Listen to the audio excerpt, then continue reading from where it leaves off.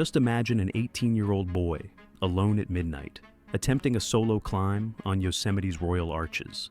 The wall rises 1,400 feet above him, a cathedral of granite.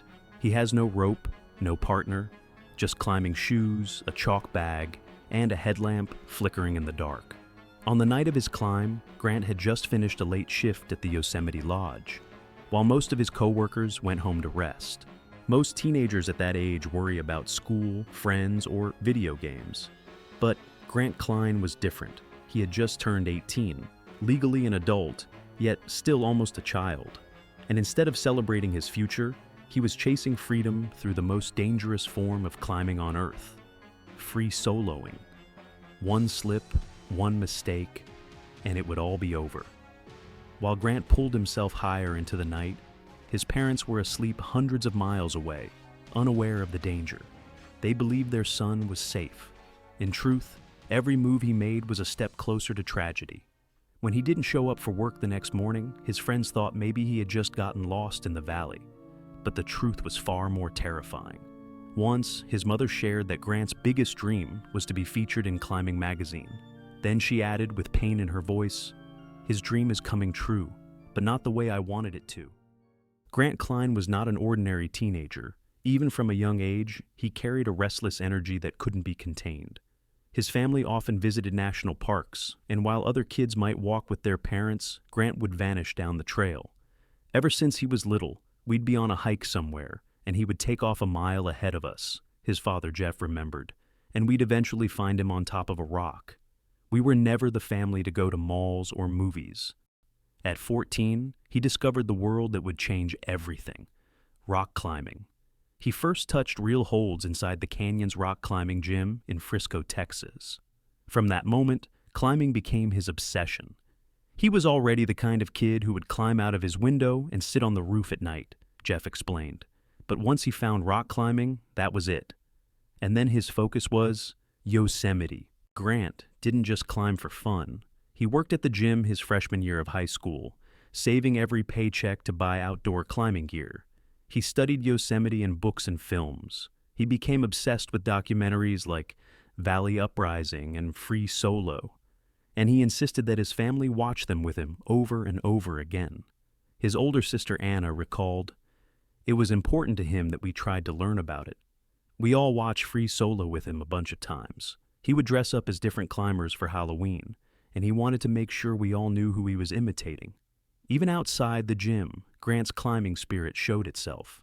Classmates remembered him sneaking onto the roof of his school or scrambling up water towers and bridges. To him, the world was one big vertical playground.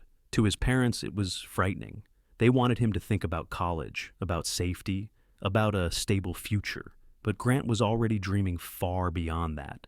His eyes were fixed on the granite cathedrals of Yosemite National Park. At 17, he made the decision that broke his parents' hearts. He left home.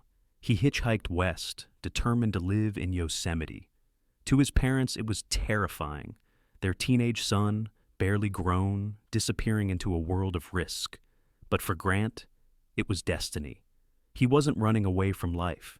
He was running toward the life he had always imagined. When he arrived in Yosemite Valley, he embraced the dirtbag lifestyle without hesitation. He slept in his car near El Portal, or stretched out under the stars. He picked up a job washing dishes in the Yosemite Lodge pot room, a cramped and greasy corner of the food court. The work was hard, but it gave him just enough to survive. Every spare hour, he was on the granite. Unlike most young climbers, he wasn't content with ropes and gear. He was already making what he called free solo recons, climbing sections of Royal Arches alone, by headlamp, sometimes pushing 9 pitches up before down climbing in the dark. Back home, his parents could only watch from afar. They prayed for his safety, but they also knew nothing could pull him away from Yosemite now. Grant wasn't just climbing, he was living the life he had always dreamed of. To understand Grant's choices, you first have to understand free soloing. Free solo climbing is the purest and most dangerous form of the sport. The climber carries no rope, no harness, no protection. There is nothing to catch a fall. It's just shoes, chalk, and bare determination against the rock. One slip, and it's over. The philosophy goes back more than a century. Early pioneers like Paul Preuss argued that the highest form of climbing was to move without any artificial aid, relying only on skill and judgment. In the 1970s and 80s, Yosemite legends such as John Bachar brought free soloing into the spotlight. Bachar famously put up a note at the base of climbs that read, "Free solo only, do not follow me." For him, and for many who came after, free soloing was not about glory, but about purity. But purity comes with a price. The list of those who have died while free soloing is long. Valley Uprising, one of the most iconic documentaries about this dangerous pursuit. In Yosemite Valley, climbing went from a fringe activity to a full-blown culture and sport. The next generation had arrived. It was us. Reminds us of that cost. 3 of its heroes, Dean Potter, Scott Cosgrove, and John Bachar, would later lose their lives while soloing. Statistically, climbing accidents claim about 30 lives a year worldwide, and a disproportionate number are free soloists. It is a discipline where failure is simply not an option. June 6, 2025. It was just another workday for Grant at the Yosemite Lodge. His shift that night was in the pot room, a small windowless kitchen space filled with steam, trays, and endless stacks of dishes. He worked late, scrubbing pans long after midnight. By the time he was done, most of the valley was asleep. Grant left the lodge and pedaled his bike back to employee housing, a place climbers called Boys Town. The valley was silent, lit only by a waxing moon. Sometimes he used his headlamp. Sometimes he rode in near darkness, navigating by memory. To him, Yosemite at night wasn't threatening. It was alive, a secret world few ever saw. Around 1 a.m., Grant crawled quietly into his room, accidentally waking his roommate. Kelvin glanced at him under the glow of a headlamp and saw Grant leafing through a book by Royal Robbins, a climbing legend whose words had guided generations of Yosemite climbers. Grant seemed calm, focused.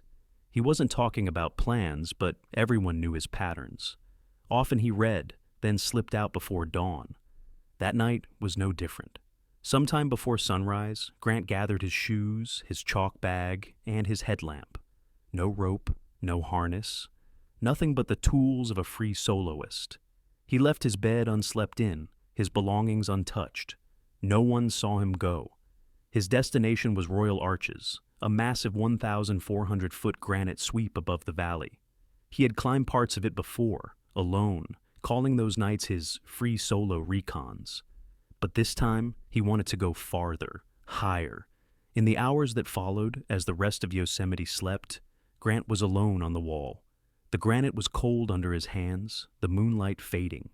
Step by step, he pulled himself upward, chasing the silence, the purity, the impossible dream that had brought him here. To anyone else, it was madness. To Grant, it was everything. When Grant didn't show up for his next shift, no one thought much of it at first. Dirtbag climbers were known to vanish into the valley for a day or two, chasing climbs or sleeping under the stars. But then another day passed. His car remained in the same place. His bed was still neatly made. His roommate realized that Grant had left in the night and never returned. Concern spread quickly. His co-workers at Yosemite Lodge were among the first to sound the alarm. For them, his absence was more than unusual. Grant might have been restless, but he wasn't careless. They had seen him come in after late shifts and then disappear for climbing missions, but he always returned. This time, something was different. For his family, the wait was unbearable. Hundreds of miles away, his parents clung to their phones, desperate for news. Every call from Yosemite brought a surge of hope, followed by crushing silence. They had always feared this day, but nothing could prepare them for the reality of it. To them, Grant was still their boy, just 18, full of restless energy. Now, he was gone, swallowed by the very cliffs he loved most. When rangers entered his room in Boys Town, they found his bed perfectly arranged, his belongings untouched. It was clear he had slipped out quietly in the night and never came back. For those who knew him, one possibility stood out above all others: Royal Arches. Grant had spoken often about his free solo recons there, climbing by headlamp up to the 9th pitch, sometimes even sleeping on a ledge halfway, then down climbing at dawn. If he had gone back to push farther, the wall itself might hold the only answers. 2 days later, his climbing partner Chris checked the lodge and confirmed that Grant had missed 2 consecutive shifts. Alarmed, he dialed 911. Yosemite Search and Rescue mobilized immediately. Rangers, friends, and fellow climbers fanned out across the valley, calling his name into the forests, scanning the riverbanks and sweeping searchlights across the granite walls. 2 climbers descending Royal Arches by rappel that day reported no sign of him. As daylight faded, Rangers shifted their focus to the base of the wall near the Cobra feature, the exact sector where Grant liked to start his recons. It was there that the search ended. Rangers discovered his body at the base of Royal Arches, hundreds of feet below the climb he had loved. No rope, no protection, only the silent stone above him. The worst fears of his friends and family had come true. Yosemite had claimed another climber. Grant Cline's life was brief, but it was lived with extraordinary intensity. At just 18, he chose a path that many people never dare to imagine. He worked hard, slept in his car, studied climbing legends, and gave every part of himself to the granite walls of Yosemite. He didn't wait for the right time to chase his dream. He went after it with everything he had. Yes, his story ended in tragedy, but it is also a story of courage, of passion, and of living fully even when the risks were immense. Most of us spend our lives waiting, hesitating, or holding back. Grant never did. He showed us what it means to pursue freedom without compromise, to believe in something so completely that you give it your whole heart. Grant's climb ended on the walls of Yosemite, but his spirit continues to climb in every heart that dares to reach higher. In the end, perhaps the most heartbreaking words came from his mother. She revealed that Grant's greatest dream was to be featured in Climbing magazine. Then she added, "His dream is coming true, but not the way I wanted it to."